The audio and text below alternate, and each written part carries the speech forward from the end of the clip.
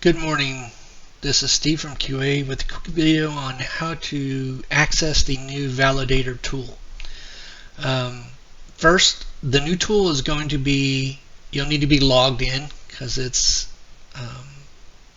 part of the new plugin setup, which will need to be validated through login.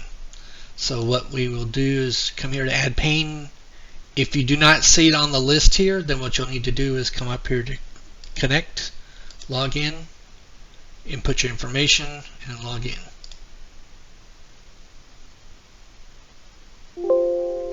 You'll get a pop-up telling you Daz Studio will need to be restarted for the newly authorized plugins to be available. You'll hit OK. You'll close Studio.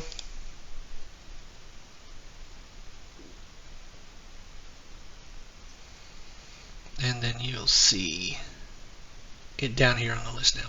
And then you'll just load it up. Now I'd like to go over the use and the user interface of the Validator Metadata tool.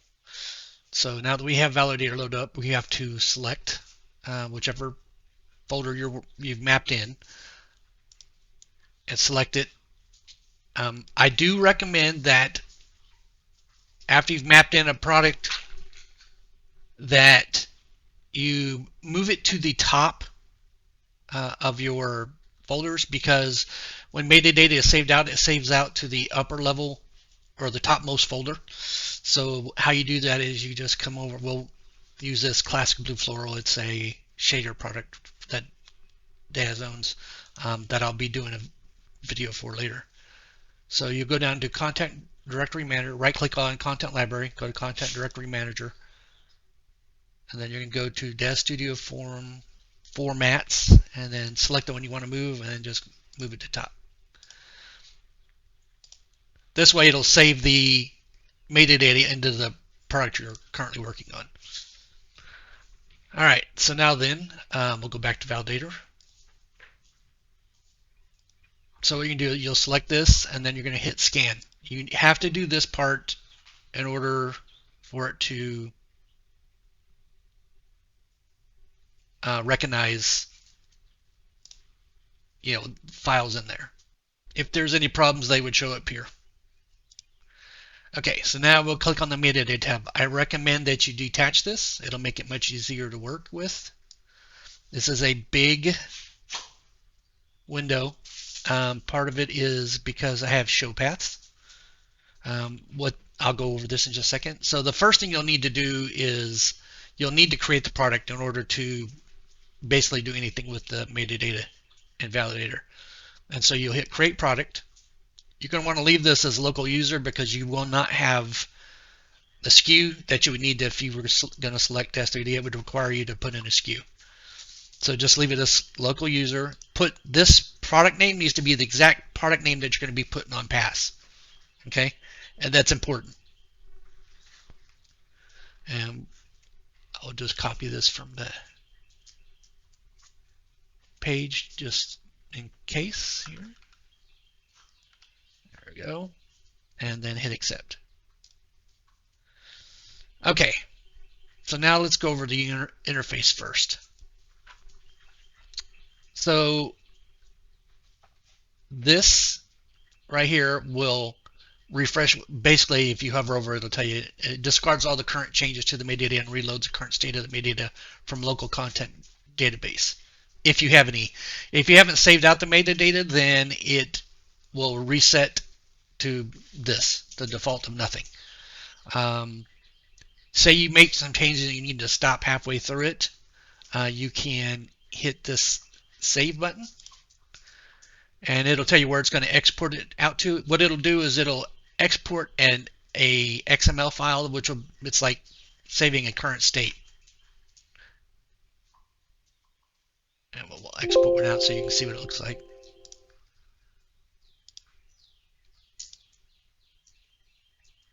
It will look something like this.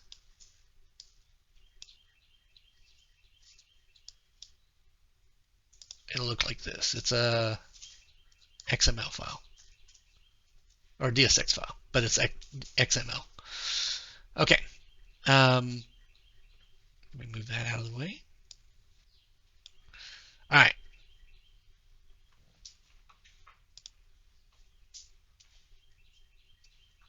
And say that it just, if I had any information there, it would have already reset it. Let's go ahead and detach this again. And we'll go over this. Sync selection. So what happens is if you select something in here, it automatically selects it in the content library. Most of the time you want to leave this on. Show paths. This will basically, as you can see here, it shows the entire path of that asset. So if you see, if I uncheck it, then it gives me just the name of that asset. This would probably be a personal preference, whether you want it full path or not. All right, and then asset info window is basically a little pop-up window that will show when you have something selected. It'll give you information about that asset. That's all that does. Okay, and then when you're individual doing metadata for like characters, shaders, those will be separate videos in general. I'm just going to go over the user interface here. So obviously this is the path, this is the asset or the folder path, depending on if you have show paths checked. Asset type, this is whether it's preset properties, a shader, render setting, clothing, whatever. This is when you save it out, this is set. Preset pose, hierarchical pose, whatever. Content type, this is something that we set in Magento. You can right click on these to set. You'll set, like, for example, this is a shader, so we're going to set content type. And then these, when you do this is the entire list of accepted content types. You cannot edit that, you just have to select from the list. If it is iRay, it'll be MDL, either material or shader. If it's 3 to light, it's RSL. If it's Fila, it would be, if it's Fila Tune shader, it'd be Fila. Categories. Do not create custom categories. This is absolutely important because it will break metadata. There is a list of, the Studio ships with a list of approved categories. You need to select from within those and be as specific as possible. Environments, architecture, interior or exterior, or if it does both interior and exterior, then it'd be complete. Shaders, shader, then it needs to be, iRay or whatever. And then if it's fabric, so be as specific as possible. That really helps out a lot. Compatibility base. Compatibility base is saying I am this. For things that load geometry into the scene, like a boat, car, whatever, those will get a compatibility base set. You can refer to the prop video on how to assign scene IDs and set the compatibility base. The scene ID will be filled out once you set the compatibility base. The scene ID will be filled out once you've committed the metadata. Compatibilities. This is something saying I apply to this, or I belong to this, or I am used with this. In this case, just for example, shaders are with any surface, right? Say this was a material for a car. Well, once you gave the car a scene ID, then you would come in here, you would go edit compatibilities and find this in the car in the list and select it. So that way metadata would know that this material applies to this car. Okay, and then once you've completed your metadata, and then you will commit, and what happens at that point is you will come, it will basically save it to the your local database. So you would find it here in your list. I haven't done the metadata for the shader yet. So Let's find something that uh, Genesis 2, Genesis 3 star, such whatever. That's fine. Okay, here we go. So you would come to Content DB Editor.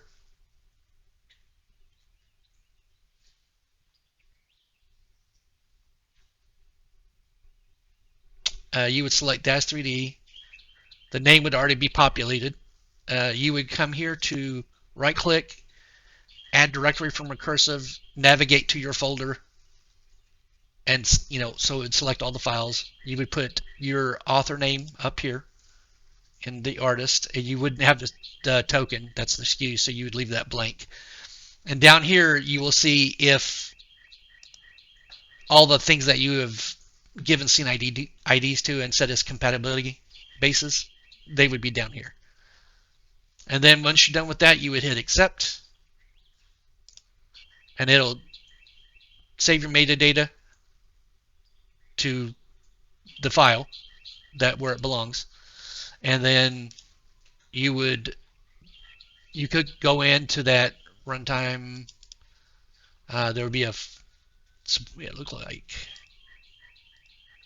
you'll have a runtime support folder. Do not ship this the DSX XML file. Do not ship that when you upload your product to the store, please. We'll just remove it.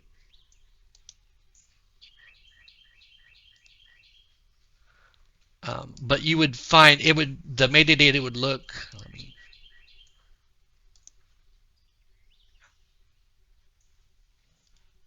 It will show up in the support folder, and it'll look like this. What you can do is, if you want to go ahead and include a metadata image, then what you can do is you just, whatever your main promo image is going to be, you just drag that into this folder, copy the name from one of these above it, paste it, and then you resize the image to 114 by 148. And then your product is ready for you to package up to upload to the pass page. And that's it. Thank you very much.